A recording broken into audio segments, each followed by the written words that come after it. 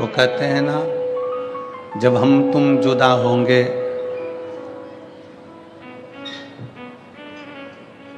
याद किया करेंगे। और बाबा के चरणों का यही एक प्रताप है, भगवान शिव के चरणों का यही एक प्रताप है।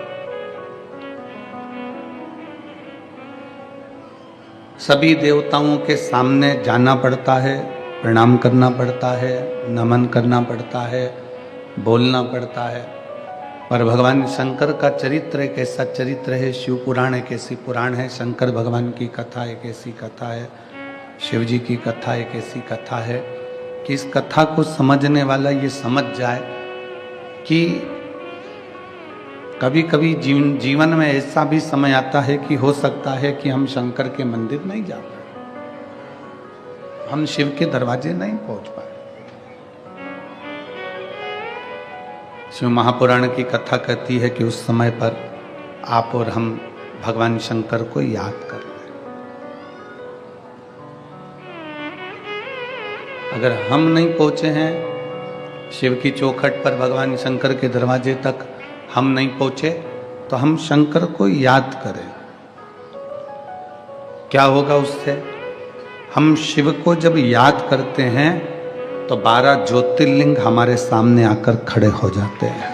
केवल उसको स्मरण किया गया, उसको याद किया गया और 12 ज्योतिर्लिंग हमारे सम्मुख में आकर खड़े हो।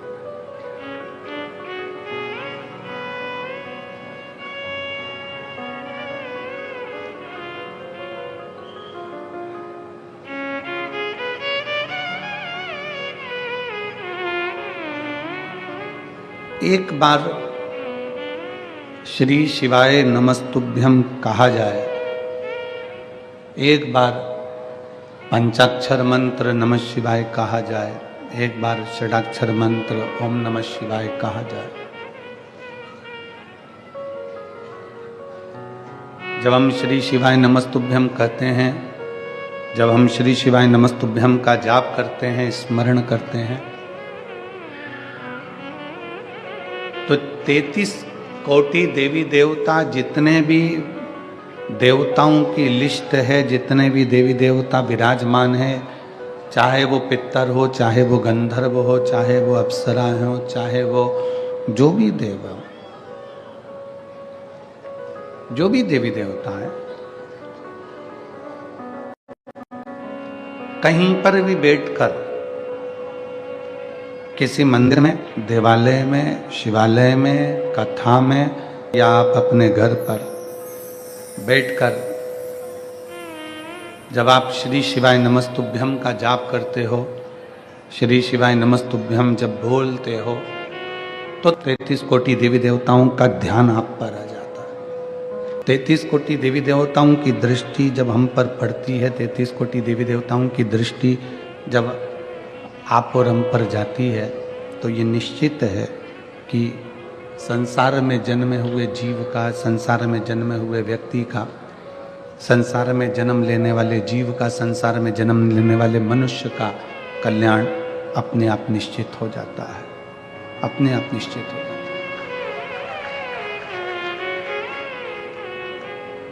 शिव की भक्ति एक ऐसी भक्ति है, शंकर की उपासना एक ऐसी उपासना है, शिव की आराधना एक ऐसी आराधना है जो व्यक्ति को कुछ अलग बनाती है।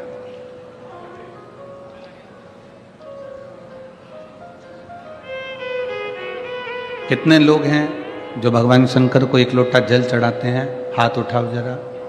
सभी लोग चढ़ाते हैं? रख लो हाथ नीचे, वापिस रखो।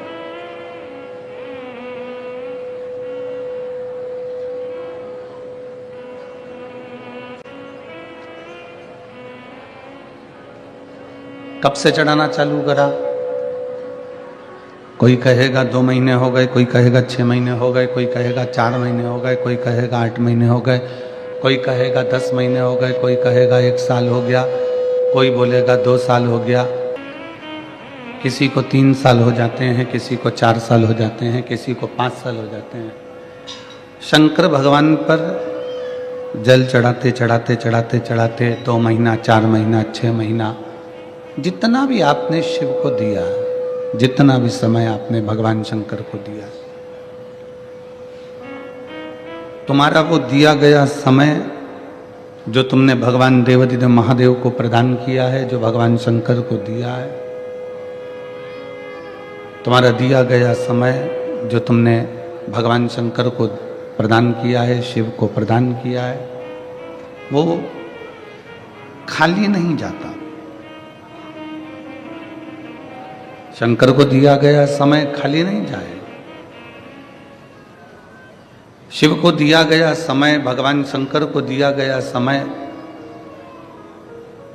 भगवान शंकर को प्रदान किया गया समय, जिस समय पर हमारी कोई दुख की घड़ी आती है, विपदा की घड़ी आती है, कोई तकलीफ की घड़ी आती है, कोई कष्ट की घड़ी आती है, शिव महापुराण की कथा कहती है, उस समय पर जो तुमने भगवान देवाधिदेव महादेव को एक लोटा जल समर्पित करा है, उस समय पर तुम्हारी तकलीफ की घड़ी में शंकर भगवान आकर सम्मुख में खड़े हो जाते हैं। उस समय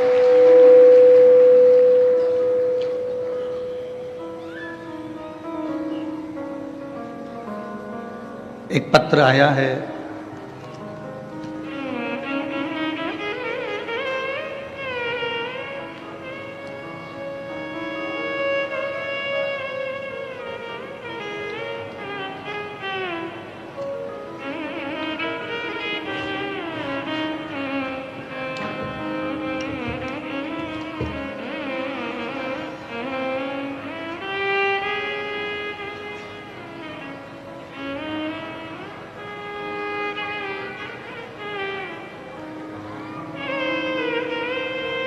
पहला एक गाड़ी का एक फोटो देखिएगा, पहले नंबर का, इसको क्लोज कर कर दिखाइएगा। आस्था चैनल पर और जितने लोग एलईडी के माध्यम से देख रहे हैं, वो एलईडी के माध्यम से।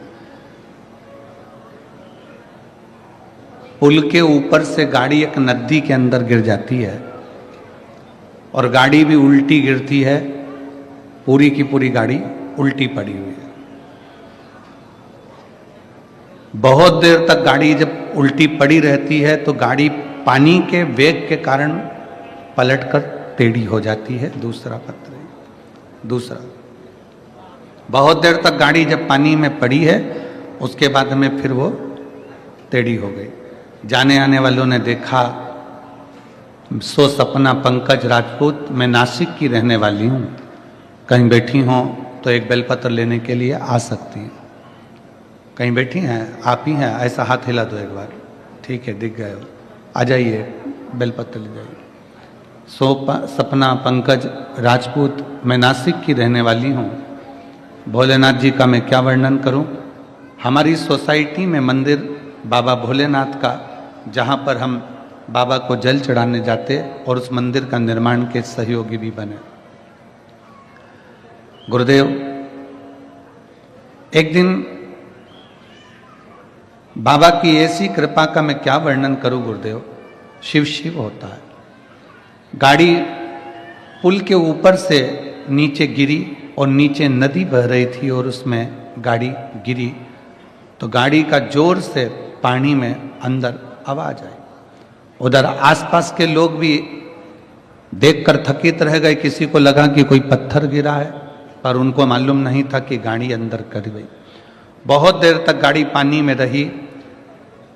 मेरे पति उस गाड़ी के अंदर ही थे। हिम्मत छूट गई। लोग आए, गाड़ी को निकाला, सीधा करा, कांच फोड़ा, पति को निकाला और पति जब निकलकर बाहर आए तो उनके चेहरे पर एक खुशी थी। वो खुशी थी इस बात की कि मेरे भोले बाबा ने मुझे बचा लिया था, मुझे मेरे भोलेनाथ जी ने बचा लिया था। गुरुदेव, मेरे पति मुझसे कहते हैं, मेरे पति मुझे वर्णन करते हैं कि शंकर पर चढ़ाया गया एक लोटा जल किस जगह पर काम आता है। शिव जी को चढ़ाया गया जल, शंकर भगवान को चढ़ाया गया जल किस जगह पर काम आ रहा है।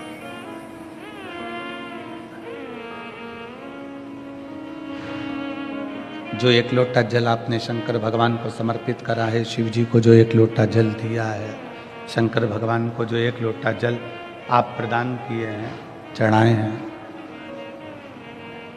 आपका वो चढ़ाया गया जल कब, कहाँ, किस जगह पर काम आएगा आपको भी नहीं मालूम पड़ पाएगा।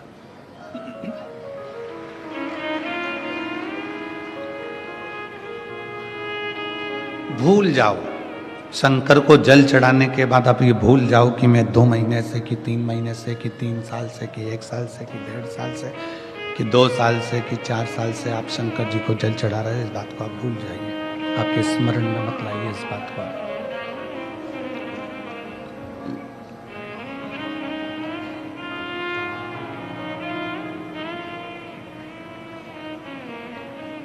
केवल इतना याद रखो कि बाबा का नाम लेना है, बाबा के नाम का उच्चारण करना है,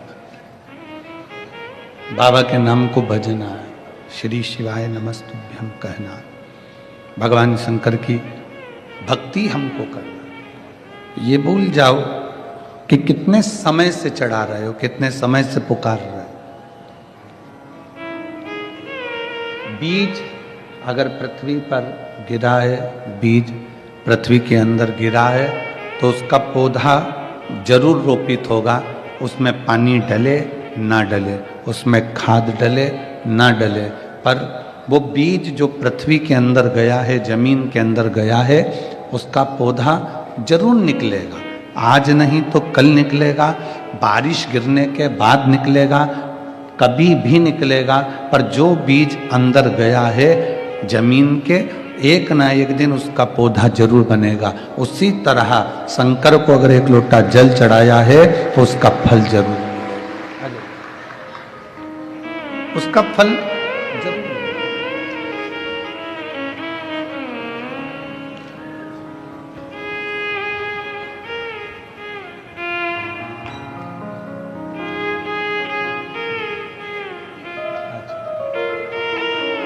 ठीक है, बाबा की कृपा, शिव कृपा। अच्छा,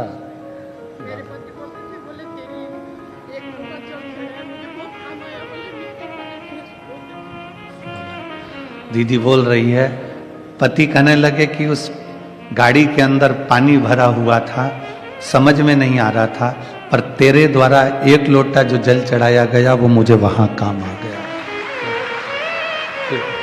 एक आपके पति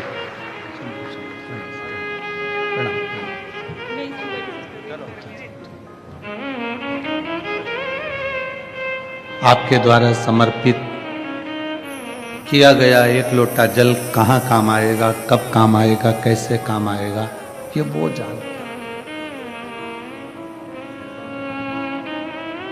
आप शंकर के मंदिर जाते रहो, आप शिव की चौखट पर जाते रहो, आप शंकर के दरवाजे पर जाते रहो, शंकर के दरवाजे पर जाते रहोगे, शिव की चौखट पर पहुंचते रहोगे, शंकर का एक लोटा जल समर्पित करते रहोगे, अपने आप मेरा शंकर, मेरा उघड़दानी, मेरा त्रिकालदर्शी, मेरा कैलाशी अविनाशी शिव आप पर कृपा करना प्रारंभ कर देगा। आपको बोलने की भी जरूरत नहीं पड़ेगी कि शिव जी से कुछ कहा जाए, शंकर जी से कुछ बोला जाए। आप तो केवल शंकर के मंदिर में एक लोटा जल लेकर जाइए, शिव के पास में एक लोटा जल लेकर पहुंचिए, शिव की चौखट पर एक लोटा जल लेकर जाना प्रारंभ करें, वो संभाल लेगा। कर्म की गति को भोगने के लिए यह हमारा शरीर मिला है, मानव की देह मिली है। कर्म की गति को भोगने के लिए हम ये मनुष्य के शरीर में आए हैं, मानव की देह में आए हैं। जितने बैठे हो ना, सबका अपना अपना दुख है और सबकी अपनी अपनी प्रसन्नता है, सबके अपने अपने कष्ट हैं, सबका अपना अपना दुख है। इसलिए आप और हम जब प्रार्थना करते हैं, आप और हम जब भगवान को पुकारते हैं, स्तुति करते हैं, उस समय पर हम ये नहीं बोलते कि मेरे पेट में दर्द है या कैंसर का रोग है या थायराइड का रोग है या सिर का रोग है या कोई अन्य रोग है। उस समय पर हम बाबा से कहते हैं, बाबा सब दुख काटो हारा, ओ भोला सब दुख काटो। हम बाबा से ये नहीं कहते कि मेरे शरीर में ये दुख है, मेरे शरीर में ये कष्ट है। हम बाबा से कहते हैं कि सब दुख काटो। किसी दुख का हम वर्णन नहीं कर रहे हैं कि हमारे पेट में दर्द है, कि सिर में दर्द है, कि घुटने में दर्द है, कि पाँव में दर्द। हम तो सब दुख का वर्णन कर रहे हैं कि सारा दुख आप काट दीजिए।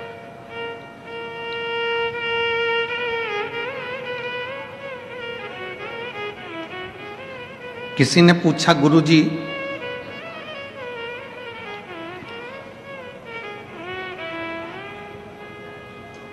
अगर कोई कर्जा लेकर मर जाता है, उसके लड़के, उसकी लड़की, उसका पोता, उसकी पोती, नाती पंती, भाई बंधु उसका कर्जा चुका देते हैं। वो तो मर गया जिसने कर्जा लिया था, वो तो चले गया।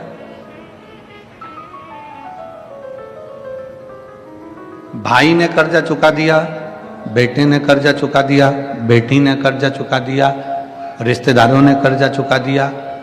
तो क्या जो मरा है उसको भोगना पड़ेगा दूसरी बात, कि नहीं भोगना पड़ेगा? कर्जा भाई ने चुकाया, कर्जा बेटे ने चुकाया, कर्जा बेटी ने चुकाया, पर जिसने लिया था वो नहीं चुका पाया। अपने कर्म का भोग अपने को स्वयं भोगना। परसों की कथा में कहा था कि हाथ में हमको खुजाल चली है तो हम खुजालेंगे। पेट हमारा दुखा है तो दवाई भी हम खाएंगे, दवाई भी हम खाएंगे। सिर में दर्द है तो दवाई हम खाएंगे, पड़ोसी को नहीं खिलाएंगे। पड़ोसी उस दवाई को खा भी लेगा तो उसका असर तुम्हें नहीं होगा। उसी तरह हमारे कर्म को, हमारा जो कर्म है उसका भोग हमको भोगना। जितने परिवार वाले हैं, जितने कुटुंब वाले हैं, जितने रिश्तेदार हैं, ये सब तुम्हारे कमाए गए धन का भोग भोगेंगे और तुम अपने कर्म का भोग भोगोगे। ये धन का भोग भोगेंगे। जो पैसा है, दौलत है, धन है, वैभव है, सबका भोग सबको भोगना। बेटा भी भोगेगा, बेटी भी भोगेगी, पत्नी भी भोगेगी, परिवार भी भोगेगा।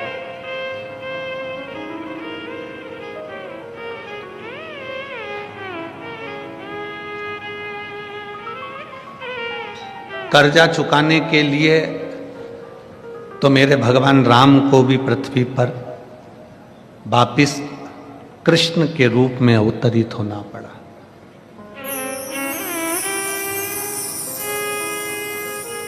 कर्जा चुकाने के लिए मेरे राम जी को भी भगवान कृष्ण के रूप में पृथ्वी पर अवतरित होना पड़ा। आप सब ने कथा सुनी होगी कि एक बार भगवान श्री राम माता जानकी के साथ में अपने पिता के वचनों को निभाने के लिए वन जा रहे थे। कितने वर्ष के लिए गए? जम के बोलो जरा। 14 वर्ष के।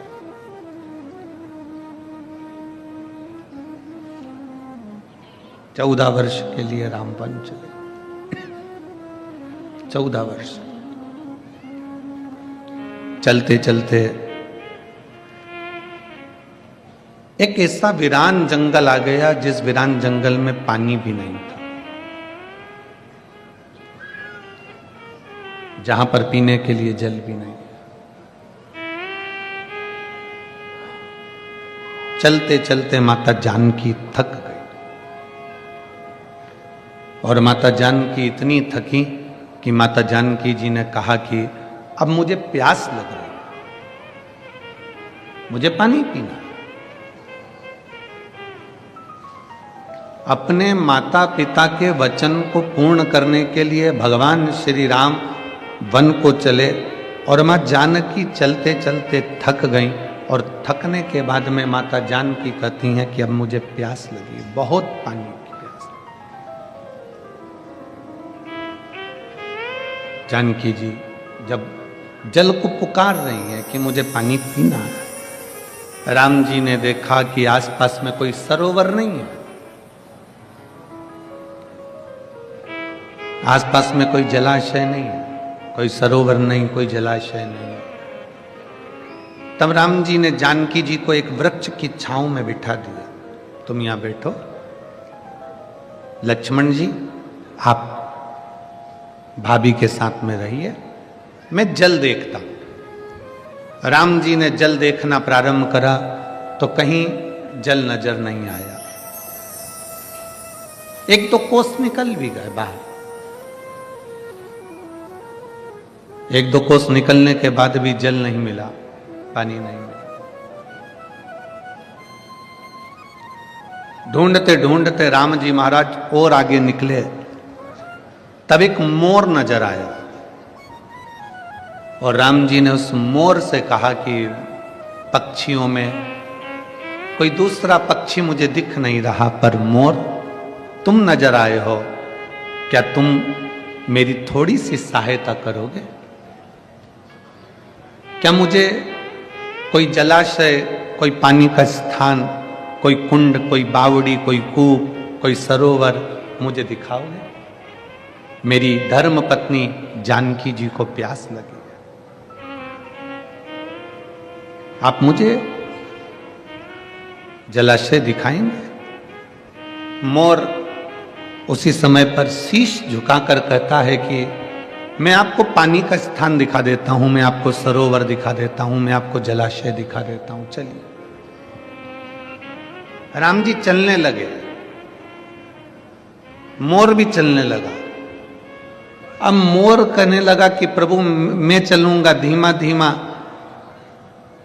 और पानी तक पहुंचने में समय लग जाएगा, एक काम करता हूं मैं उड़ के चलता हूं, तुम मेरे पीछे पीछे चल। राम जी ने कहा ठीक है। मोर उड़ा, थोड़ी दूर चलने पर मोर राम जी को दिखा ही नहीं, कहां चले गए।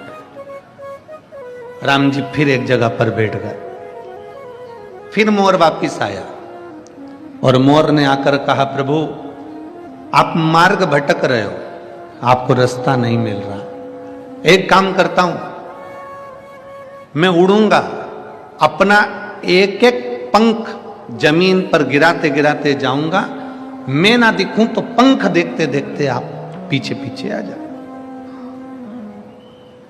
मोर ने अपना पंख गिराना प्रारंभ करा, राम जी ने चलना प्रारंभ करा, जलाशय तक, सरोवर तक, तालाब तक राम जी पहुंच गए। राम जी ने सरोवर पर पानी को भरा और जो देखा मोर को, तो मोर के पूरे पंख झड़ चुके थे। मोर एक मौसम होता है, उस मौसम में एक समय होता है, उस समय में मोर अपने पंख को झड़ाता है। अगर मोर हर किसी मौसम में अपने पंख को झड़ा देता है तो मोर को मरना पड़ता है।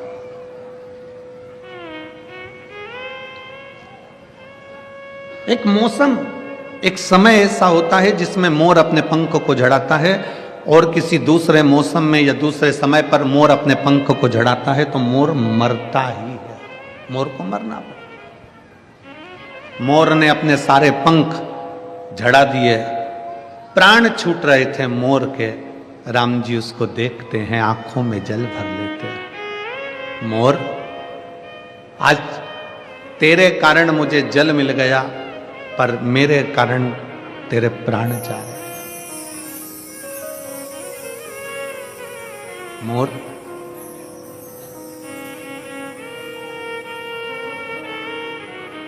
तेरे को कुछ मांगना हो तो मांग ले। मोर कहता है प्रभु आपके चरणों की शरणागति देना। राम जी कहते हैं मेरे सामने तेरे प्राण छूट रहे हैं, शरणागति तो वैसे ही मिल जाएगी। और तू मेरे चरण मांग रहा है। मोर, तेरा कर्जा मेरे मस्तक पर चढ़ा है, अगला अवतार लूंगा कृष्ण का तो तेरा कर्जा चुकाने के लिए तेरे पंख को सिर पर धारण कर।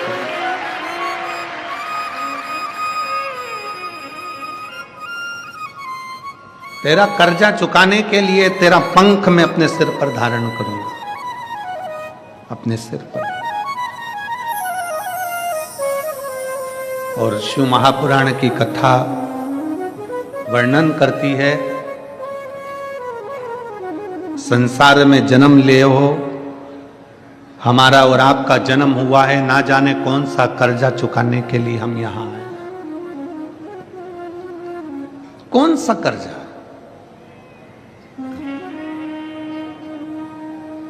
सास कहती है मेरी बहू अच्छी नहीं है, हम कहते हैं पूर्व समय का स्मरण करिएगा, हो सकता है तुमने दरवाजे पर आई हुई गाय को डंडा मारकर भगाया होगा, हो सकता है तुमने किसी को अपशब्द कहा होगा। ये जितने हमारे संबंध हैं, हमारी पत्नी, हमारे बच्चे, हमारा बेटा, हमारी बेटी, हमारी माता, हमारे पिता, हमारा परिवार, हमारा कुल, ये सब संबंध जितने भी हैं, ये संबंध हमारे पूर्व के कर्म के कारण हमको मिलते हैं और संसार में आने के बाद उनके साथ रहना पड़ता है और भोगना पड़ता है। 5,000 रुपए किसी को दिए, लेकर चला गया, मुंह ही नहीं दिखाया, भग गया, तुम ढूंढ ढूंढ के थक गए। किसी के पास में तुमने माल भेजा और वो माल का पूरा के पूरा पैसा उसके पास में रह गया, वो मिला ही। किसी कंपनी में पैसा जमा करा, पैसा चले गया, वो मिला ही। कोई नया व्यक्ति तुम्हारे सामने आ जाता है और नया व्यक्ति आकर तुमसे कहता है कि मैं तुम्हारे पैसे को ऐसा ऐसा कर दूंगा, लाओ जमा करो हमारी सोसाइटी में, हमारी कंपनी में। नया व्यक्ति तुमसे पैसा लेता, तुम उसको पहचानती नहीं थी, अभी भी पहचान बड़ी, 2-4 महीने में, 3 महीने में, 1 महीने में, 15 दिन में पैसे तुमने जमा भी कर दिया। जमा करने के बाद वो पैसा डूब गया। कौन नया व्यक्ति था? ना जाने कहां से आया था, कौन था, कैसा था, आपको और हमको नहीं मालूम, पर उस परमात्मा को मालूम है कि पूर्व समय में तूने इसका लिया था, इसलिए वो इस जन्म में तेरे पास आकर अपना हिसाब पूरा कर कर चले गए।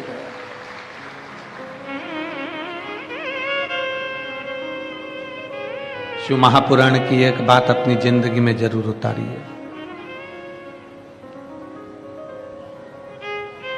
83,99,999 जो योनियां हैं, 83,99,999 जो योनियां हैं, ऐसी कोई योनि नहीं मनुष्य की देह 84 लाखवें नंबर की योनि है। सारी योनियों में जितनी योनियां बनेंगी, आप कुत्ता बनेंगे, आप झिंगुर बने, इल्ली बने, कीट बने, पतंगा बने, स्वान बने, मछली बने, जानवर बने, जलचर बने, थलचर बने, वायुचर बने, पक्षी बने, पशु बने, कुछ भी बने, 83,99,999 योनियों में ना जाने सारी योनियां आपको मिली, मनुष्य की देह भी मिली। पर इतना याद रखना, हर योनि में तुम्हारे बच्चे भी होंगे, हर योनि में तुमको भोजन करने को भी मिलेगा, पेट भरने को, हर योनि में तुम्हें पानी पीने को भी मिलेगा, हर योनि में हवा भी मिलेगी, हर योनि में तुम्हें खाने को भी मिलेगा, पीने को भी मिलेगा, बच्चे भी मिलेंगे, परिवार भी मिलेगा, माता पिता भी मिलेंगे, सब कुछ मिलेगा। हर योनि में तुम्हें घर भी मिलेगा, रहने का एक छोटा सा आसियाना, छोटी सी जगह, कुछ भी मिलेगी, पर मिलेगी जरूर। हर योनि में सब कुछ मिलेगा, पर हर योनि में शिव महापुराण की कथा नहीं मिलेगी। शिव महापुराण की कथा तो केवल एक मनुष्य योनि में मिलती है। एक पक्षी को अगर सुना भी देंगे तो पक्षी को क्या ज्ञान होगा? एक पशु को अगर कथा सुना भी देंगे तो क्या ज्ञान होगा? एक इल्ली माला में चढ़कर अगर कथा सुन भी लेगी तो उसको क्या ज्ञान होगा? कोई कीट, कोई पतंगा, कोई जानवर, कोई पशु, कोई पक्षी, कोई जलचर, कोई थलचर अगर कथा सुन भी लेंगे तो उनको क्या ज्ञान होगा। सारी योनियों में पत्नी, परिवार, बच्चे, कुटुंब, माता पिता, खाना पीना सब मिलेगा, पर केवल एक मनुष्य की योनि ऐसी है जिस योनि में शिव पुराण की कथा सत्संग मिलता है। क्यों मिलता है? क्योंकि इस योनि में अगर तूने सत्संग कर लिया, भगवान का भजन कर लिया, शिव पर एक लोटा जल चढ़ा लिया, तो फिर तुझे वापिस वो 83,99,999 योनियां भोगना नहीं पड़ेगी और तू शंकर की शरण में चला जाए। इन योनियों से तेरी मुक्ति हो जाए, इन योनियों से तू परे हो जाए, इन योनियों से तू छूट जाए।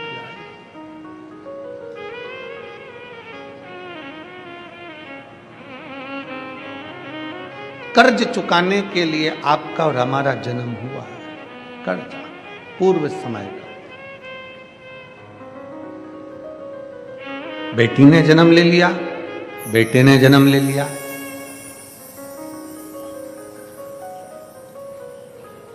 किसी के घर में अगर बेटा बेटा जन्म ले रहा है तो समझ लेना कि तुम्हारा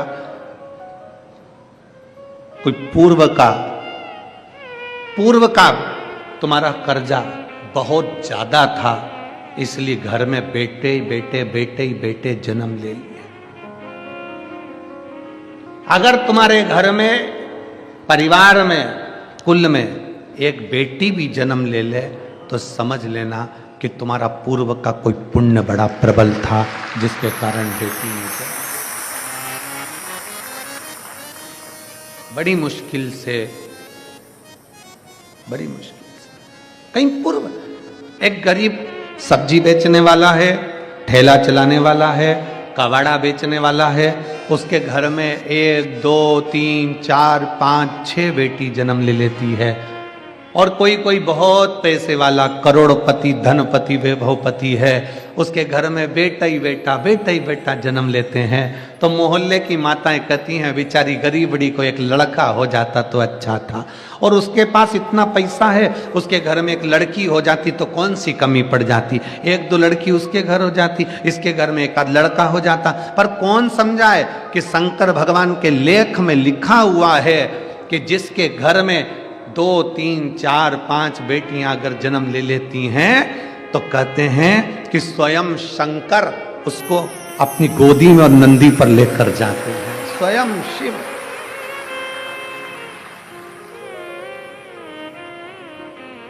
हम सोचते हैं कि बेटों का जन्म हो रहा है तो बड़े भाग्यशाली हैं। आप भाग्यशाली हो, बेटे ने जन्म लिया, पर सौभाग्यशाली तो तभी होगे जब घर में बेटी का जन्म हो। जब घर में बेटी का जन्म है तो सौभाग्यशाली, नहीं तो भाग्यशाली तो आप हो।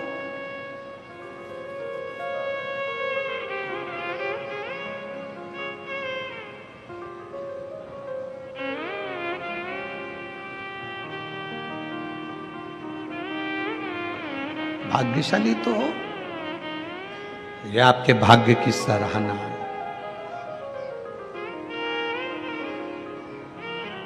तुम्हें जो समय मिला है, तुम्हें जो ये मनुष्य का जीवन मिला है, मानव का शरीर मिला है, इस मानव के शरीर की कीमत समझो, इसकी कीमत समझो। बचपन तुमने परिवार को दे दिया, मम्मी कितना लाड लड़ाती है, आई कितना प्रेम करती है, पिताजी कितना प्रेम करते हैं बचपन में। बचपन में माँ बाप का इतना प्रेम रहता है कि बच्चे को सोते हुए देखना उन्हें बहुत पसंद आता है। बोलो जरा, समय जम के बोलो जरा। बच्चा अगर सो रहा है ना बचपन में तो माँ बाप को बहुत अच्छा लगता है, और वही बच्चा जब 27 साल का हो जाए, 25 साल का हो जाए, 20 साल का हो जाए, 30 साल का हो जाए, तो कौन माँ बाप हैं जिसको लड़का लड़की घर में सोते हुए अच्छे लगेंगे? लगते हैं? नहीं। माँ बाप कहते हैं कि इस उम्र में तो तुझे मेहनत करना चाहिए, पढ़ना चाहिए, आगे बढ़ना चाहिए, और तू पलंग पर पड़ा है। बेटा वही है जो बचपन में अच्छा लग रहा था, बेटा वही है, बेटी वही है जो बचपन में अच्छी लग रही थी, पर वही बेटा बेटी जब जवानी के समय पर एक उम्र के अनुकूल अगर घर के अंदर सोते रहें, 1-2 बजे रात को सो रहे हैं और दिन के 2 बजे अपने कमरे से निकल रहे हैं, और माँ थोड़ा सा भी उसको जगा दे तो वो आग बबूला हो जाए, मम्मी लाइट बंद करो, भाऊ लाइट बंद करो, पापा पंखा चालू कर दो, मम्मी एसी का रिमोट लाके दे। माँ बाप की आंख में आंसू आ जाते हैं। बचपन में सोता हुआ बच्चों को देखे तो माँ बाप खुश होते हैं, पर जवानी में बच्चों को सोता हुआ ऐसे समय बर्बाद करते हुए देखे तो माँ बाप को खुशी नहीं होती। माँ बाप कहते हैं कुछ पढ़ ले, आगे बढ़ ले और जिंदगी में नाम कमा ले। अच्छा नहीं लगेगा?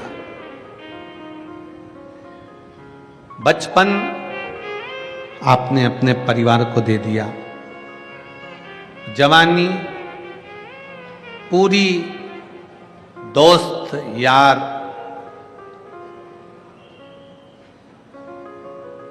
और अपना मोबाइल और अपने पहचान वाले संसार के जितने लोग हैं उनको दे दिया। क्या बचा? बुढ़ापा। बचपन खेल में खोया, जवानी नींद भर सोया, बुढ़ापा देख कर रोया। अब आया बुढ़ापा।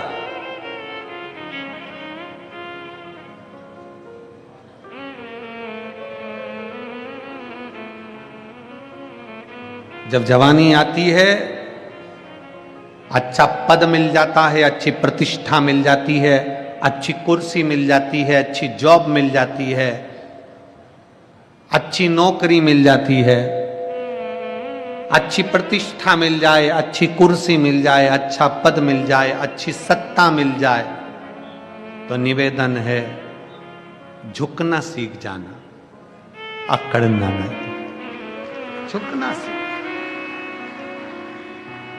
हमने कई लोगों को देखा है, जब तक कुर्सी पर रहते हैं, जब तक कोई अच्छा पद रहता है, कुर्सी पर बैठे रहते हैं, बहुत बड़े पद पर रहते हैं, ओहदे पर रहते हैं, हमने कई लोगों को देखा है इतनी अकड़ में रहते हैं, इतनी अकड़ में रहते हैं कि कोई आ भी जाए तो उससे सीधे मुंह बात नहीं करते।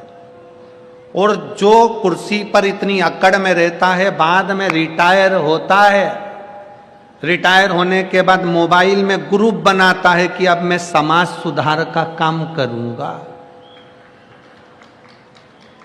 समाज का एक व्यक्ति तेरे दरवाजे पर 25 बार फाइल रख कर गया, तब तू कहां गया था?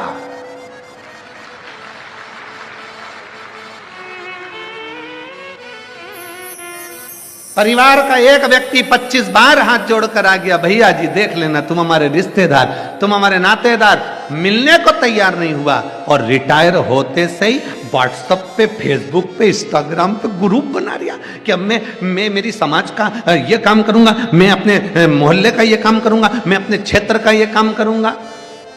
अब याद आ रहा है, अब समझ में आ रहा है कि अब मैं कोई अच्छा काम करने का प्रयास करूंगा। अच्छा काम कब करना था? जब तुम्हारी कुर्सी थी। अच्छा काम कब करना था? जब तुम्हारी सत्ता थी। अच्छा काम कब करना था? जब तुम्हारी प्रतिष्ठा थी, तब अच्छा काम करना था। अपनी कुर्सी का, अपने पद का, अपनी प्रतिष्ठा का ध्यान रखकर, जब तक तुम्हारे पास में सत्ता है, कुर्सी है, वैभव है, कुछ ऐसा कर जाओ। जीजाबाई ने छत्रपति शिवाजी से एक बात कही थी, वो बात संपूर्ण विश्व के लोगों को याद आना चाहिए।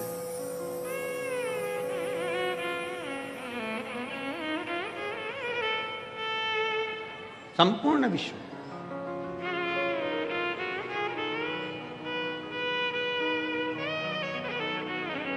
जीजाबाई ने पूछा था, शिवाजी, हे शिवाजी। हाँ मां, आई, बोलो शिवाजी। कुर्सी रहते, सिंहासन रहते, पद रहते, प्रतिष्ठा रहते, शरीर रहते, क्या करना चाहिए?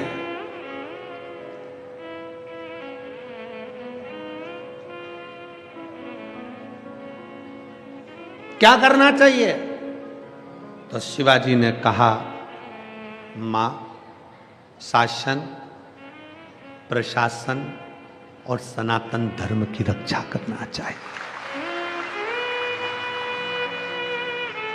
अपने सनातन धर्म की मजबूती।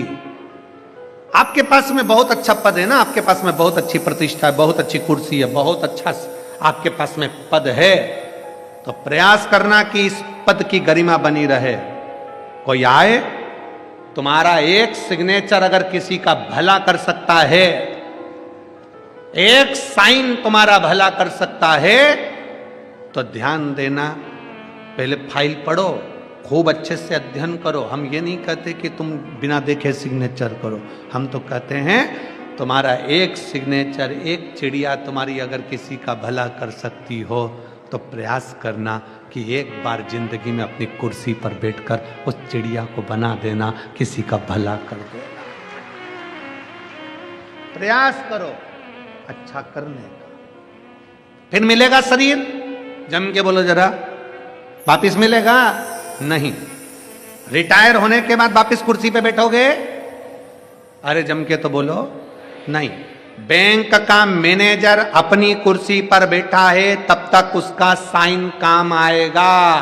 बैंक का मैनेजर या थाने का थानेदार जब अपनी कुर्सी से रिटायर हो जाएगा और मैनेजर वापिस अपने बैंक में जाएगा और जाकर अपनी कुर्सी पर बैठेगा, तो कोई बैठने देगा? थानेदार रिटायर होने के बाद अपनी कुर्सी पर बैठेगा तो कोई बैठने देगा? नहीं, क्योंकि अब थानेदार दूसरा आ गया, मैनेजर दूसरा आ गया, तुम रिटायर हो गए। अब तुम्हारे कितने भी अच्छे सिग्नेचर हो, वो सिग्नेचर काम के नहीं है, क्योंकि जब तुम्हारी कुर्सी थी तब सिग्नेचर काम का था। इसलिए जब तक तुम्हारी कुर्सी और पद प्रतिष्ठा है तब तक सिग्नेचर अच्छे करने का प्रयास करिए, किसी का भला करने का प्रयास करिए,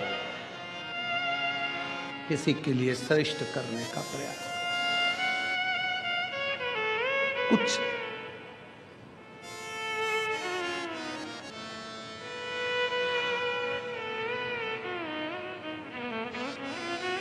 मैं माननीय मोदी जी को, मैं माननीय योगी जी को इस चीज के लिए धन्यवाद देता हूं।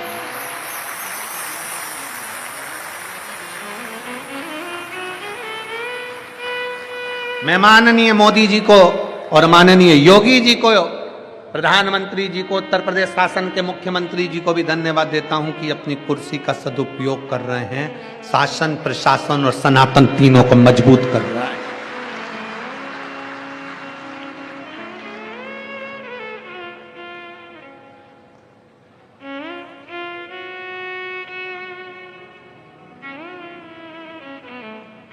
और अब विश्वास है कि महाराष्ट्र के नए मुख्यमंत्री जी भी इस चीज का स्मरण जरूर रखेंगे। विश्वास है। अपनी कुर्सी का, अपने पद का, अपनी प्रतिष्ठा पर बैठे हो, अपना शासन, अपना प्रशासन और अपना सनातन तीनों मजबूत होना चाहिए, तीनों मजबूत। प्रयास करो कुछ अच्छा करने का प्रयास।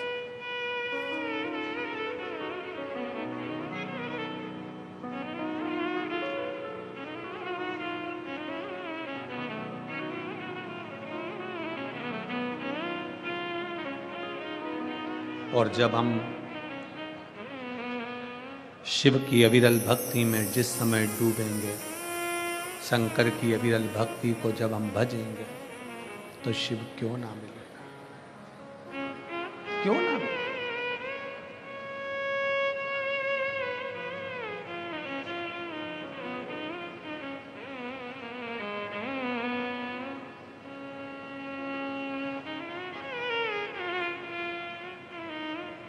कल हम आशीष से कह रहे थे, आशीष पहली कथा नेपाल तो बाची है विदेश में, पर पहली कथा दुबई में है। तो हमने आशीष से कहा, आशीष सब सामान लेकर चलना, साथ में भारत माता की मिट्टी को भी लेकर चलना।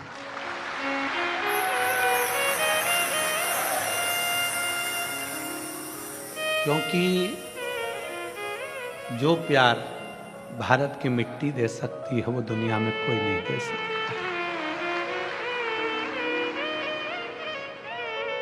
भारत की मिट्टी के आगे सब फीका है।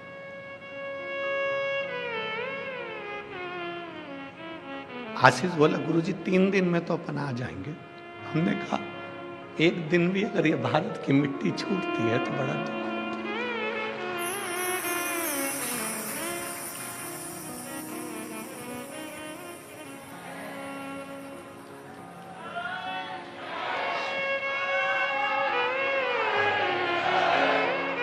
ये भारत की मिट्टी एक दिन भी छूटती है ना तो बड़ा दुख होता है। छूटे ना।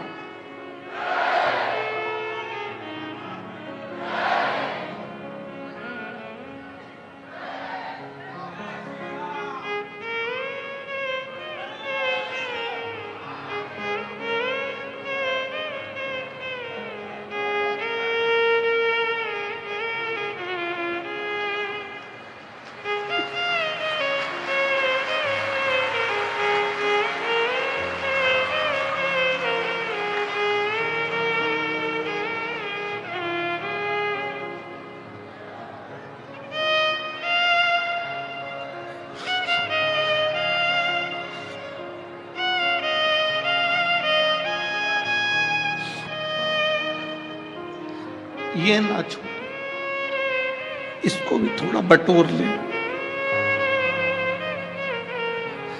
सब कुछ मिल सकता है पर ये भारत वतन नहीं मिल सकता। जान है,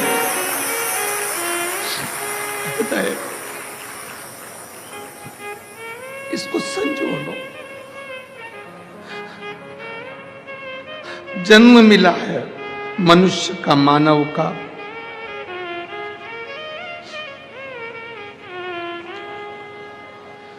छूटे ना बिसराए। कुर्सी मिले, पद मिले, प्रतिष्ठा मिले, शासन प्रशासन और सनातन को मजबूत बनाए, मजबूत।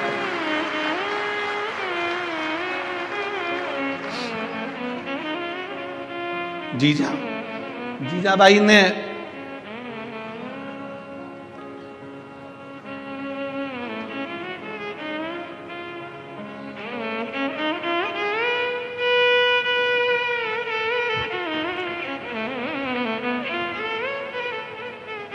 चंदन है इस देश की माटी, तपोभूमि हर ग्राम है, हर बाला देवी की प्रतिमा बच्चा बच्चा राम है, जिसके सैनिक समर भूमि पर गाया करते गीताएं, उसी माटी के हल्के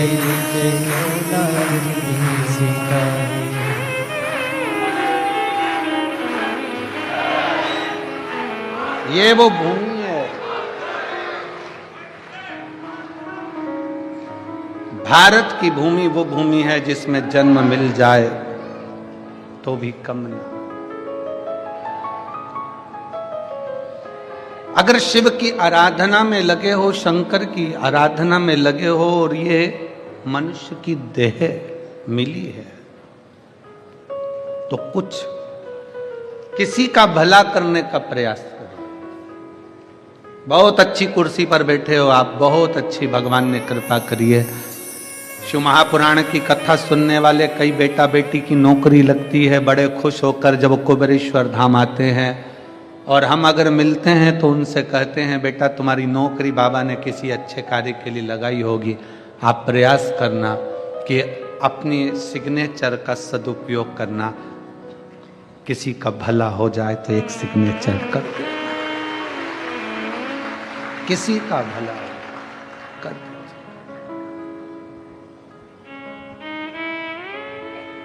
हमारे जीवन की इतनी कथा हुई पर सारी कथाओं का रिकॉर्ड सिरपुर ने तोड़ दिया।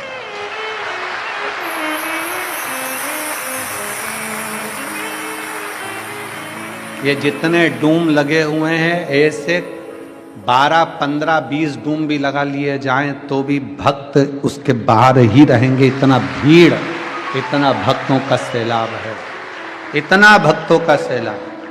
ऐसे डूम ना जाने कितने लगा दो आप, 15, 12, 20, 22, 24, 25, तो भी शिव भक्त बाहर के बाहर। हमारे जीवन का इतना बड़ा ये शिव पुराण की कथा देखी करी सब, पर ऐसा जन सैलाब कहीं नहीं देखा, कहीं पर ऐसा जन सैलाब नहीं देखा, ऐसी शिव भक्ति नहीं देखी। भगवान शंकर की जो अविरल भक्ति आपके दिल में है, शिव आप सबकी मनोकामना जो भाव से आए हो, जिस विश्वास के साथ आए हो, जिस भरोसे के साथ आए हो, मेरा शंकर आपकी वो मनोकामना पूर्ण जरूर करेगा और शिव झोली जरूर भरेगा।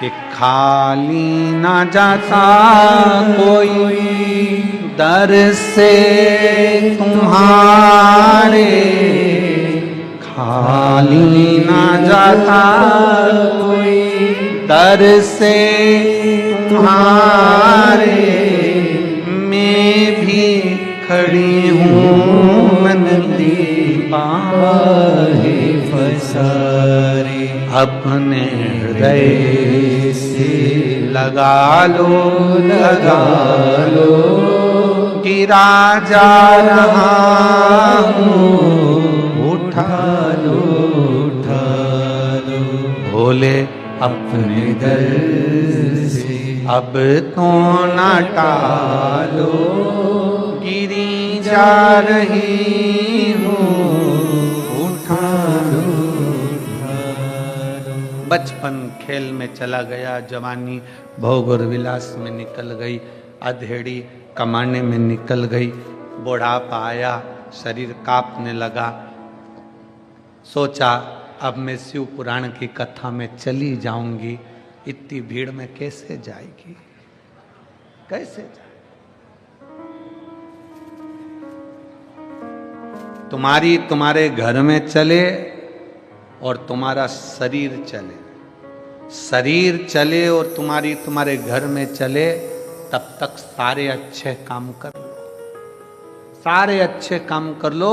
शरीर चले तो कथा भी सुनो, तीर्थ भी करो, व्रत भी करो, पुण्य कमाओ, और तुम्हारी तुम्हारे घर में चले, जब तक तुम्हारी चल रही है तब तक दान पुण्य, भूखे को भोजन, प्यासे को पानी, जय बाबा बर्फानी करते रहो।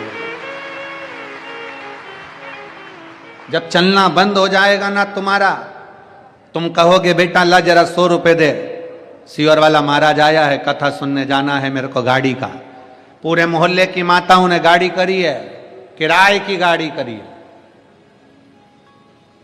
और आई हैं मेरी जीजियां यहाँ, आए हैं मेरे जीजा यहाँ, सब ने मिलकर, कोई ने गाड़ी करी, कोई ने लोडिंग करा, कोई ने बड़ा ट्रक करा, कोई ने ट्रैक्टर करा, डीजल डलवाया, किराया दिया, सब ने मिलकर दिया। सब ने मिलकर आज जो खर्च कर कर तुम यहाँ आए हो ना, 100-500 रुपए लगा कर यहाँ आए हो, चिंता मत करना।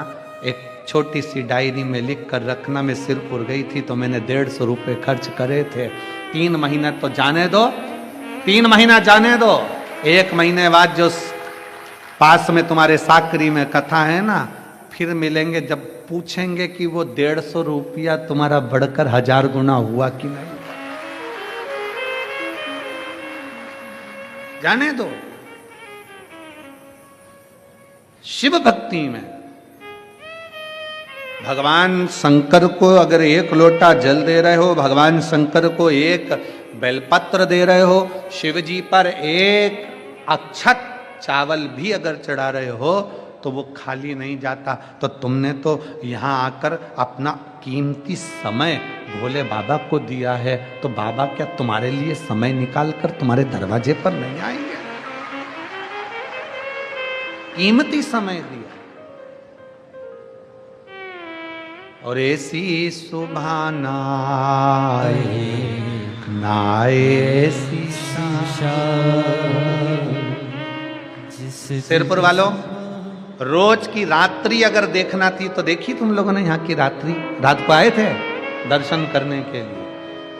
और अगली कथा जो मेरठ में है 15 तारीख से 21 तारीख तक, मेरठ वालों छोड़ना मती शिव महापुराण की कथा। एक बार पंडाल में आकर बैठकर बाबा की उस भक्ति को जरूर देखना कि बाबा क्या देता। फिर 24 दिसंबर से 30 दिसंबर तक जो रायपुर छत्तीसगढ़ में शिव महापुराण की कथा है, बाबा क्या देता है उसका अनुमान लगाकर। नमस्तु श्री शिवाय, नमस्तु श्री शिवाय, नमस्तु भोला सब दुख काटो हमारा, ओ भोला सब दुख काटो हमारा। शिव शंकर जप तेरी माला, भोले बाबा जप तेरी माला, भोला सब दुख काटो हमारा, ओ भोला सब दुख काटो हमारा। वेश मंगल मंगलकारी, वेश मंगल मंगलकारी, शमशान वासी हमारा, शमशान वासी हमारा, ओ भोला सब दुख काटो हमारा, ओ भोला सब दुख काटो हमारा।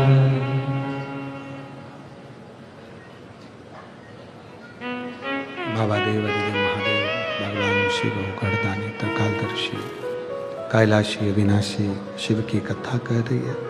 भगवान शंकर का चरित्र कह रहा है। बचपन गया जाने दो, जवानी गई। ये कब चालू करोगे? एक बार सुनो तो आके कि यहाँ का माइक चल नहीं रहा है। एक बार आके खुद भी तो सुनो कि बक्से नहीं चल रहा है एक भी। भगवान शिव ओगरदानी शंकर त्रिकालदर्शी कैलाशी अविनाशी शिव, जो संपूर्ण विश्व का कल्याण करने वाला, संपूर्ण जगत का उद्धार करने वाला है।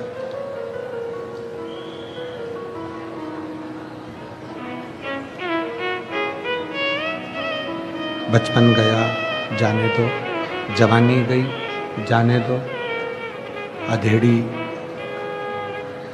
गई वो भी जाने दो, पर बुढ़ापा जो मिला है, जो बुढ़ापा प्राप्त हुआ है, वो बुढ़ापा व्यर्थ मत जाने दो। उस बुढ़ापे को व्यर्थ निकलने मत देना, व्यर्थ जाने मत देना। उसको संभालने का प्रयास करिए, उसको संजोने का प्रयास करिए। मैं यजमान परिवार को, पाटिलवाड़ा परिवार को इस चीज के लिए बहुत बहुत धन्यवाद देता हूं कि आपके पूर्वजों ने, आपके दादाजी ने, परदादाजी ने, परिवार ने जो सिरपुर में एक भूमि का दान कर कर या सामाजिक कार्य कर कर या किसी ना किसी रूप में अच्छा कार्य कर कर जो प्रेरणा आपके दादा पिताजी ने दी, वो प्रेरणा आज भी उनके बच्चे निभा रहे हैं। उसकी आपको बधाई, उसकी आपको धन्यवाद, उसका आपको साधुवाद। आज भी आप उस क्रम को निभा रहे हैं, आज भी उस क्रम को आप आगे बढ़ा रहे हैं।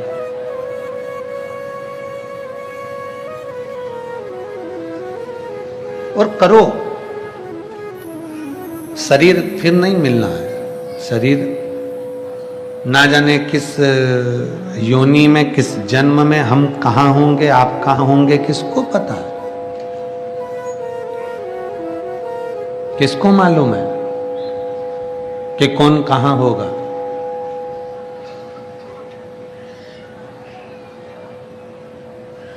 सदानंद कार्तिकेय जी जिस समय पर तारकासुर को मार दिए थे और तारकासुर के 3 बेटे तारकाक्ष, विनुमाली और कमलाक्षकी, ये तीनों ने उपद्रव जब किया था, तब मां जगतजननी के पास में कार्तिकेय बाबा सदानंद स्कंददेव कार्तिकेय जी स्वयं आए।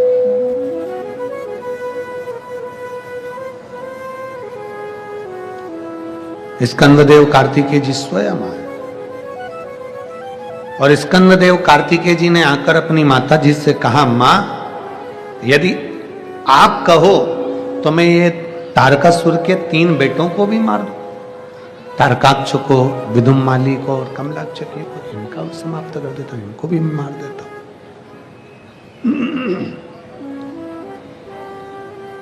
अगर तुम बोलो तो मैं इनको भी समाप्त कर दूं। माता पार्वती जी ने मना कर दिया। पार्वती जी ने कहा, नहीं, तुम नहीं मारोगे। तारकासुर को तुमने मार दिया, वहां तक ठीक है, पर अब तारकासुर के 3 बेटों को मारने की जवाबदारी तुम्हारी नहीं है, तारकासुर के 3 बेटों को मारने की जवाबदारी शिव की है।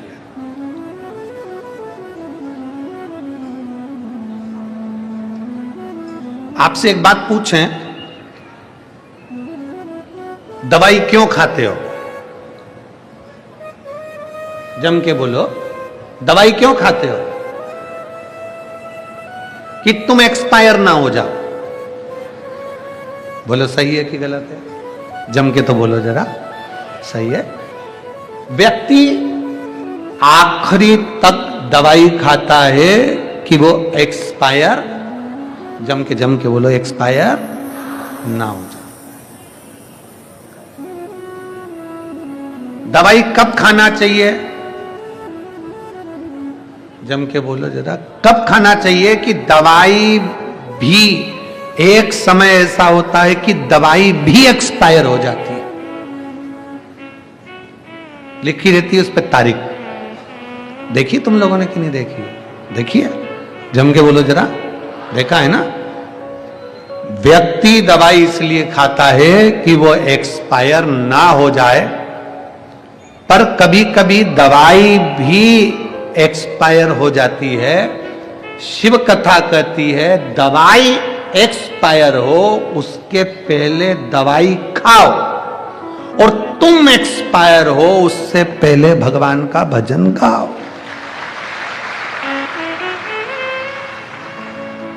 दवाई कब असर करेगी? एक्सपायर होने के बाद।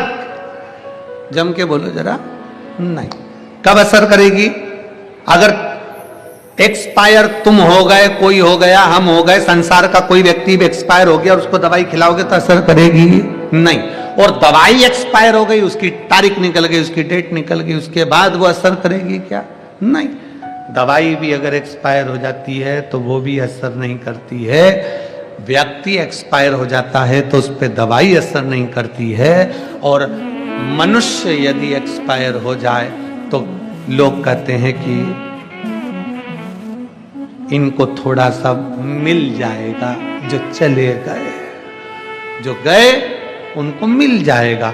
शिव महापुराण की कथा कहती है, जीते जी दवाई खा लो, मरने के बाद दवाई असर नहीं करेगी, और जीते जी शिव पुराण सुन लो, मरने के बाद असर नहीं करेगी। जीते जी सुनो,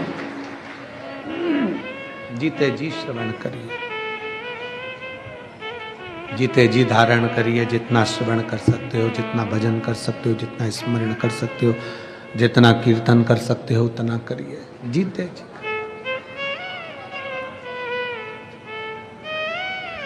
और मिलती है राम नाम की दौलत कभी कभी,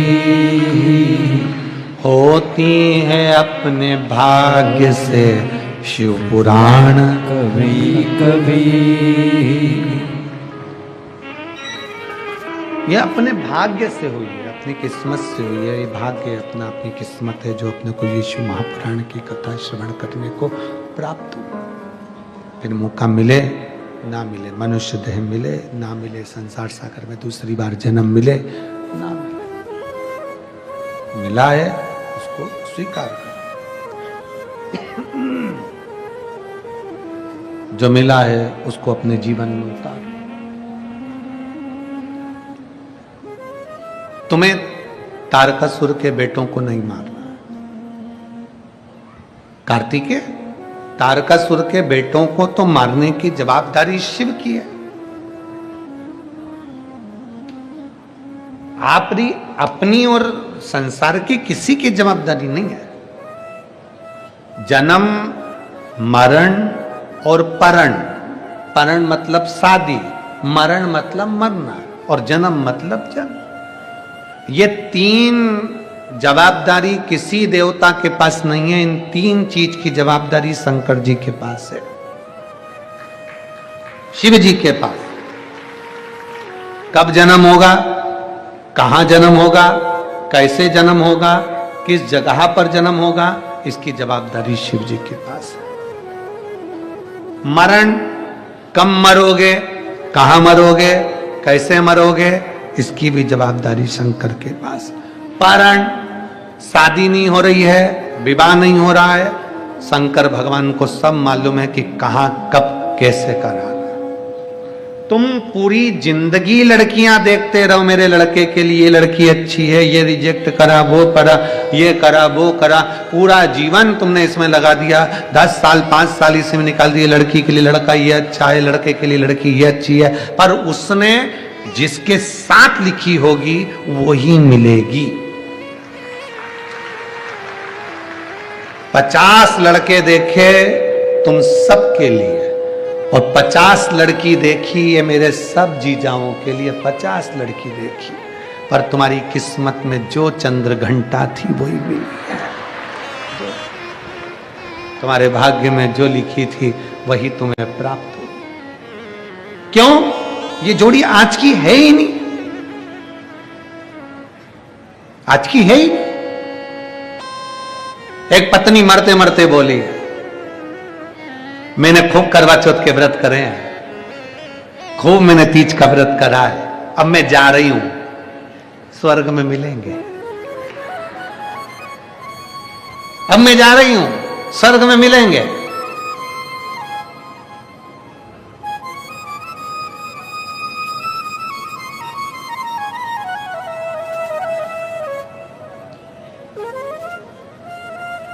पत्नी मरी नहीं, 3 महीने जिंदा रह गए। पत्नी जिंदा तो रह गई, पलंग पर पड़े पड़े अपने पति को देख रही थी। पति आता, कहीं नौकर पे गुस्सा करके 2 थप्पड़ मार देता, कहीं गौ माता दरवाजे पर आती तो उसको भगा देता, कुत्ता आता तो उसको लात मारकर भगा देता, सबको परेशान करने लगा। एक दिन पत्नी ने पूछ लिया, क्यों बेवकूफी कर रहे हो, पागल हो गए हो? पहले इतने अच्छे थे, अब ये गलत काम क्यों कर रहे हो? पति बोला, मुझे स्वर्ग नहीं जाना, अगर तू स्वर्ग में है तो मैं नरक में अच्छा। तूने कहा था अब मैं जा रही हूं, स्वर्ग में मिलेंगे, तो मैं जाऊंगी उधर मुझे पहुंचना ही नहीं है, उधर जाके करूंगा क्या, मुझे नहीं जाना, मेरा डिपार्टमेंट दूसरा। हम जाएंगे ही नहीं अगर तू जाए। तुम्हारे भाग्य में अगर पत्नी जो मिली है, शंकर भगवान को धन्यवाद देना कि कृपा है आपकी, जो मेरे जैसे व्यक्ति को संभाल रही है और मेरे बच्चों को संभाल रही है, ऐसी कहीं कृपा ही तेरी हो। अब तुम बोलोगे गुरुजी क्या हम अच्छे नहीं है? तुम बहुत अच्छे हो, है? और तुम कितने अच्छे हो, जब तुम्हारी शादी हो रही थी तुम्हारे घर के लोगों ने बता दिया था हमारा लड़का तो हीरा है, पर यह नहीं बताया था कि हमारा लड़का बेवड़ा है। हीरा बताया। अब कितने अच्छे हो, ये तो राम था। इसको खड़े होना था भगवान शंकर के दर्शन की लाइन में, ये खड़ा हो जाता है ठेके की लाइन में। कितना अच्छा।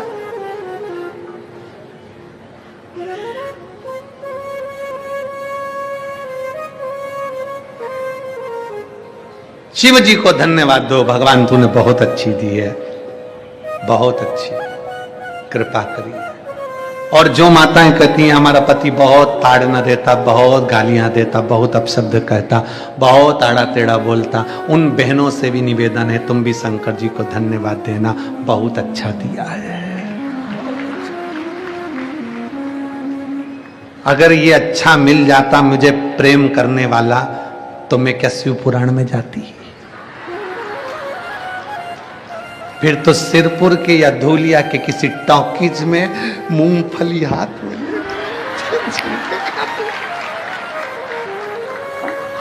ये तेरी कृपा है, तेरी उदारता है। तू इतना अच्छा है कि तूने ऐसा दिया कि दिन भर गाली देता, दिन भर ताने देता और दिन भर अपशब्द बोलता, ये ताने देता तो मेरा दिल इससे हटकर भोलेनाथ में लग गया।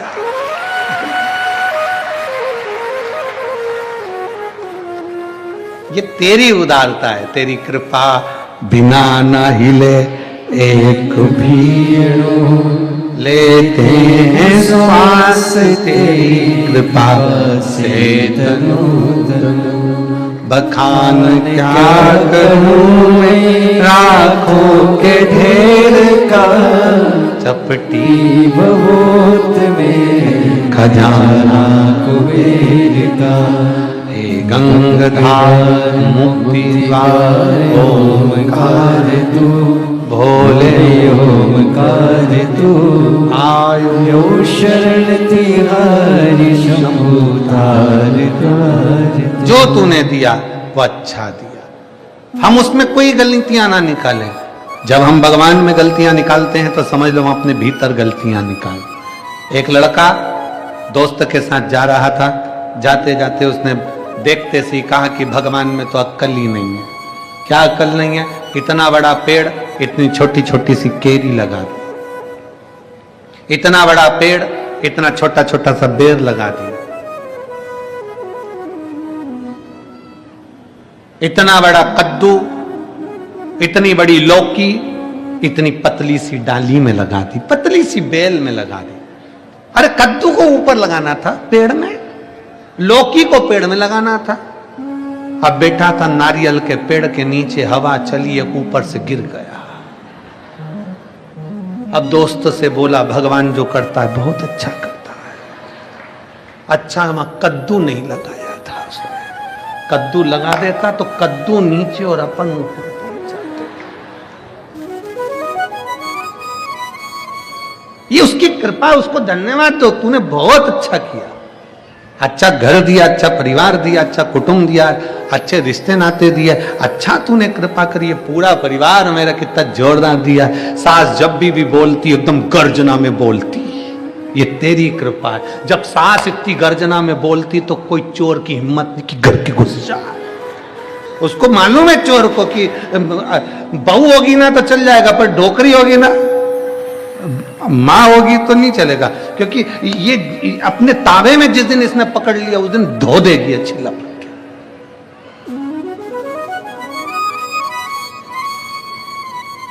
तुम खुद देखो, अच्छा अंदाजा लगा के देखो जरा। पैसे मांगने वाले कभी भी बुजुर्ग व्यक्ति के पास पैसे मांगने नहीं जाते हैं कि माँ जी, पिताजी, भाऊ साहब हमको पैसे मांगने वाले जाएंगे तो बहू और बेटों के पास में। नौकरानी किससे कहेगी? सास से तो कभी कहती ही नहीं नौकरानी पैसे की जरूरत है। तो पोछे वाली, झाड़ू वाली, बर्तन वाली, भांडा वाली कभी भी पैसे की जरूरत होगी ना, बहुओं से कहेगी जी मुझे पैसे की जरूरत। तो जी कहे कि मम्मी से राम मैं नहीं कहता। नौकर अगर पैसा दुकान पे चाहिए तो नौकर कभी भी सेठ जी से, जो पिताजी हैं बुजुर्ग हैं, उनसे नहीं कहेगा। वो कहेगा तो बेटा भैया मेरे को पैसे की जरूरत, तो तू पापा से कहना है। मैं नहीं कह सकता, पापा से तो नहीं कह सकता, क्योंकि मालूम है पारखी नजर निरमा सुपर। इनको मालूम है कि पिताजी की निगाह बहुत पारखी है, मां की निगाह बहुत पारखी है, घर के बुजुर्ग की निगाह बहुत पारखी है। वो समझते हैं कौन अच्छा कौन बुरा, क्या करेंगे क्या नहीं करेंगे। और सास ने कहा था मत देना पैसा, पर बहू ने चुपचाप से दे दिया। वो 15 दिन बाद काम छोड़ के चली गई, आई नहीं। सास ने कहा था मत देना, पर समझे ये तो सोच रही थी मेरी बिचारी कर चली। सास की निगाह बहुत पारखी है।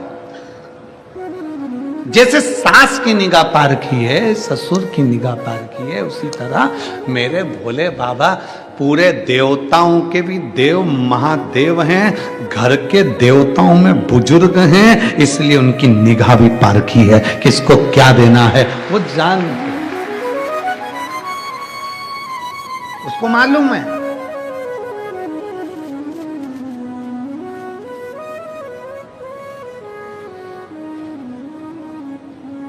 किसी ने पूछा कि भगवान हमने सुना है कि तुम बड़े पारखी हो, इसके बाद भी तुमने रावण को सोने की लंका दे दी। रावण को सोने की लंका दे दी। शंकर भगवान तुम्हें सोचना था, विचार करना था कि वो असुर है, राक्षस है, उसे सोने की लंका देने की क्या जरूरत थी।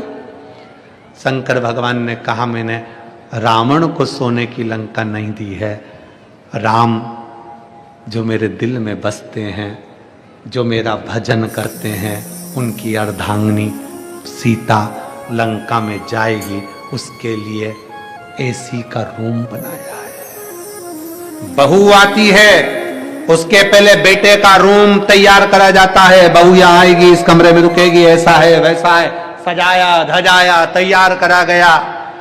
शंकर भगवान ने कहा माता जानकी जी आएंगी, उनके लिए पूरी लंका अच्छी होना चाहिए, इसलिए सोने की लंका बनवा दी। शिव का भक्त, शंकर का भक्त कहीं पर भी जाए, शिव भक्त कहीं पर भी जाए, उसकी व्यवस्था पूर्ण हो जाती है। पूर्ण व्यवस्था शिव करते हैं, शंकर करते हैं। राम जी भगवान शंकर का भजन करते, माता जानकी की व्यवस्था स्वयं शिव ने करी, स्वयं शंकर।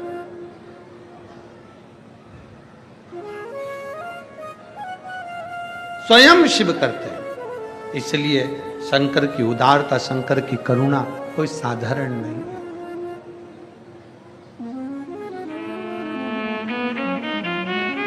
आपका कर्तव्य है केवल शिव के मंदिर में जाकर वहां की सेवा करना, चाकरी करना। और मेरे बाबा तेरी नौकरी सबसे बढ़िया है सबसे खरी, तेरे दरवाजे की चाकरी सबसे बढ़िया है सबसे खरी। जब से तेरा गुलाम हो गया, तब से मेरा भी नाम हो गया। जब से तेरा गुलाम हो गया, तब से मेरा भी नाम हो गया। वरना औकात क्या थी मेरी, सबसे बढ़िया है सबसे खरी। भोले बाबा तेरी नौकरी सबसे बढ़िया है सबसे खरी। आप उसकी सेवा में लग जाओ। एक पत्र है,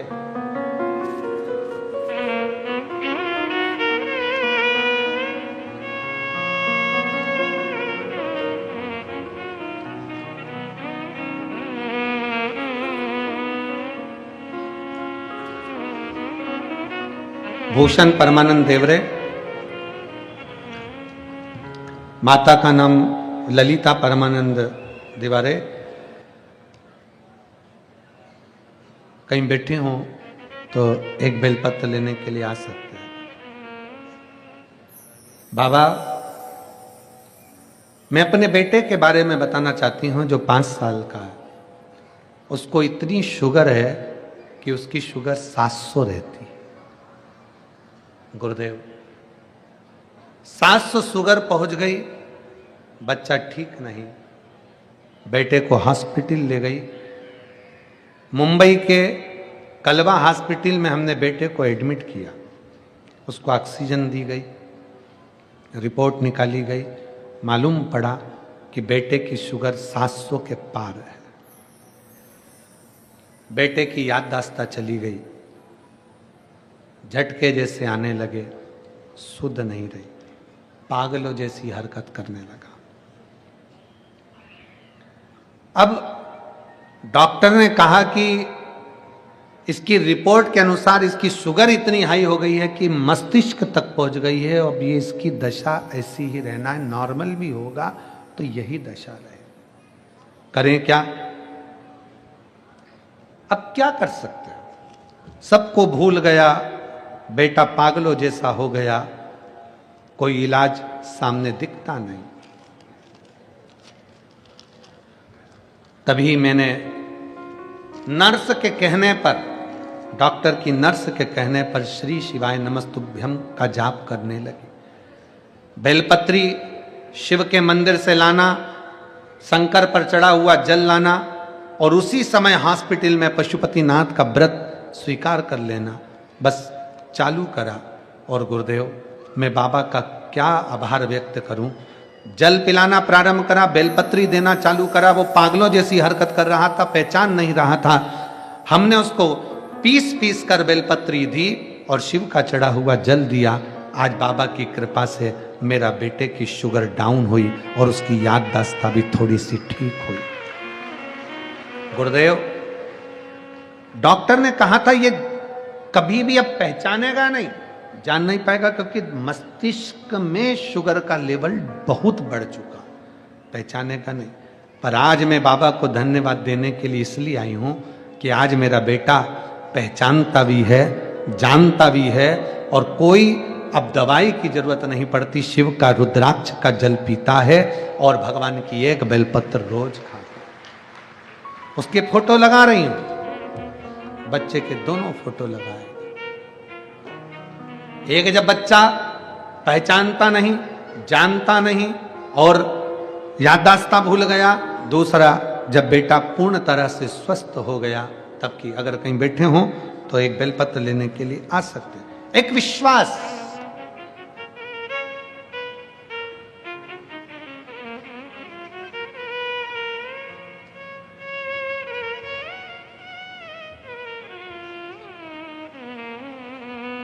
शिव के बिना संसार में कुछ नहीं हो सकता। आपका भरोसा, आपकी दृढ़ता, आपका विश्वास।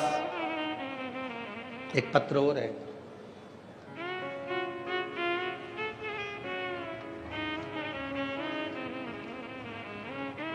मैं कृष्णा किंजल कुमार पटेल, राज्य गुजरात, जिला पंचम महाल गोधरा गांव की निवासी हूं। वहां से आई हूं। कहीं बैठी हो तो बेलपत्र लेने के लिए आ सकते हैं। गुरुजी, मेरा एक ही लड़का है, उसका नाम आयांश किजल कुमार पटेल है, जिसकी उम्र 7 साल की है। वह अचानक से ऐसे ही खेलते खेलते उल्टियां करने लगा, उसकी तबीयत खराब हो गई। फिर हम उसे लेकर बड़ौदा चले गए, वहां के डॉक्टरों को दिखाया। फिर सब रिपोर्ट निकाली और सीटी स्कैन में पता चला कि सिर में पानी जमा हो गया। सिर में पानी जमा हो गया, डॉक्टरों ने बोला ऑपरेशन करना पड़ेगा। फिर हमने ऑपरेशन करवा लिया। वो पहले जैसे तो हो गया, पर वो हमारे साथ बात करता तो आंखें ऊपर करता, आंखें ऊपर कर लेता, जिसका मैं फोटो लगा रही हूं। आप फोटो को देखेंगे, पहले नंबर का फोटो का दर्शन करेंगे, जिसमें उसके नेत्र की ज्योतियां सब ऊपर की ओर चली गई, उसकी आंखें पूरी ऊपर की ओर चली गई। आंखें ऊपर की ओर कर लेता, तब उसकी जांचें प्रारंभ हुई। फिर डॉक्टरों ने रिपोर्ट निकाली तो बताया आपका लड़का देख नहीं सकता, उसकी आंखें चली गई। ब्रेन का जब ऑपरेशन हुआ, मस्तिष्क का जब ऑपरेशन हुआ, तो डॉक्टरों ने देखकर कह दिया कि अब ये देख नहीं पाएगा। उसकी आंखों की रिपोर्ट निकाली गई, एमआरआई भी कराया, रिपोर्ट भी आई, पर उसका दिखना ठीक नहीं हुआ। हमें मालूम नहीं था कि ऊपर क्यों देखता है, उसकी आंखें चली गई। फिर वापिस घर आ गए, तब हमारे पड़ोसी ने बोला एक बार रेटिना अस्पताल में दिखाओ। फिर हम वहां भी ले गए, तो वहां भी डॉक्टर ने बोला नहीं देख सकता, ये नहीं देखता। फिर हम घर आ गए और ऐसे 2 महीना हो गए। फिर एक दिन हमारे रिश्तेदार का फोन आया, फिर उन्होंने मुझे बोला सीहोर जा, रुद्राक्ष लेकर आ। मैंने पहली बार सुना था और उन्होंने यह भी बोला कि पशुपतिनाथ का व्रत भी कर। फिर मैंने बोला इतना किया तो ये भी करती हूं। फिर उन्होंने मुझे रुद्राक्ष दिया, मैं रोज मंदिर जाती, जल चढ़ाती, पिलाती और आंखों में लगा देती। फिर अचानक से दूसरे रिश्तेदार थे, तो उन्होंने बोला कि मैं सीहोर जा रहा हूं, तुम भी चलो, वहां रुद्राक्ष महोत्सव चल रहा है। हम फिर कहेंगे जिंदगी में अगर मौका लगे तो एक बार महाशिवरात्रि के समय पर रुद्राक्ष महोत्सव की उस पवित्र भूमि पर जरूर आओ। अपना डेरा लगाकर 7 दिन, 5 दिन, 3 दिन, 2 दिन, 1 दिन बाबा से अपने दिल की बात जरूर कहो, बाबा सुनता जरूर है। 25 फरवरी से 3 मार्च तक रुद्राक्ष महोत्सव सीहोर में होगा। अभी से अपनी तैयारी करो। मेरी जीजियां, अपने अपने जीजाओं सब तैयारी कर कर खूब प्रेम से बाबा के धाम में 7 दिन अपने बाप के घर में, पिता के घर में रहने की तैयारी करो। तब हम रुद्राक्ष महोत्सव में कथा सुनने के लिए फिर पंडाल में बैठ के बहुत रोई और बाबा से प्रार्थना की। फिर मैंने शंकर कंकर की पूजन की, कंकर को घर लेकर आ गई। मैंने शिवरात्रि के बाबा से प्रार्थना कर कर बाबा को नमन करती, सोमवार का व्रत करती और बाबा से विनय करने लगी, गुरुजी मैं बाबा का क्या धन्यवाद दूं। धाम से आने के बाद जब जल पिलाना प्रारंभ करा, मेरे बच्चे को दिखना प्रारंभ हुआ और मैं बाबा को प्रणाम करती हूं। आज मेरे बेटे ने देखना प्रारंभ करा, उसका दूसरा फोटो लगा रही हूं जिसमें मेरा बेटा पूर्ण तरह से देखना चालू कर दिया। एक फोटो जिसमें बच्चा पूर्ण तरह से आंख से अंधा हो गया था, देख नहीं पाता था, नेत्र की ज्योति पूर्ण चली गई थी, और दूसरा फोटो जिसमें बच्चा पूर्ण तरह से देखना प्रारंभ करा। अगर बच्चा आया हो और परिवार के लोग आए हों तो बेलपत्र लेने के लिए आ सकते हैं। शिव तत्व है, शंभू खड़े। और मेरे बाबा तेरी नौकरी सबसे बढ़िया है सबसे। अब करो सेवा। कल हम प्रसाद जी पाटिल को कह रहे थे कि प्रसाद जी आप लोगों ने बहुत सेवा करी और पूरी समिति ने, जिनके यहाँ रुके, शुभम जी आदि का जहां जहां हम लोग रुके, जहां वो अग्रवाल जी भी थे, पूरा लोग सेवाओं में लगे हुए थे, हम सबको साधुवाद, बहुत बहुत सेवा। और जिन्होंने भी जिस भाव से इस शिव महापुराण की कथा में सिरपुर की पवित्र भूमि पर कहीं भोजन व्यवस्था में, कहीं पार्किंग व्यवस्था में, कहीं पंडाल व्यवस्था में, कहीं सफाई व्यवस्था में, कहीं किसी न किसी रूप में आप लोगों ने जो सेवा करी है, मेरा ओघड़ दानी, मेरा कुबेर भंडारी तुम्हें खाली नहीं छोड़ेगा, देगा जरूर देगा। जो सेवा दिल से करो, मन से करो, शिव खाली नहीं छोड़ता। मेरे भोले तेरी नौकरी सबसे बढ़िया है सबसे खरी। तेरे दरवाजे की चाकरी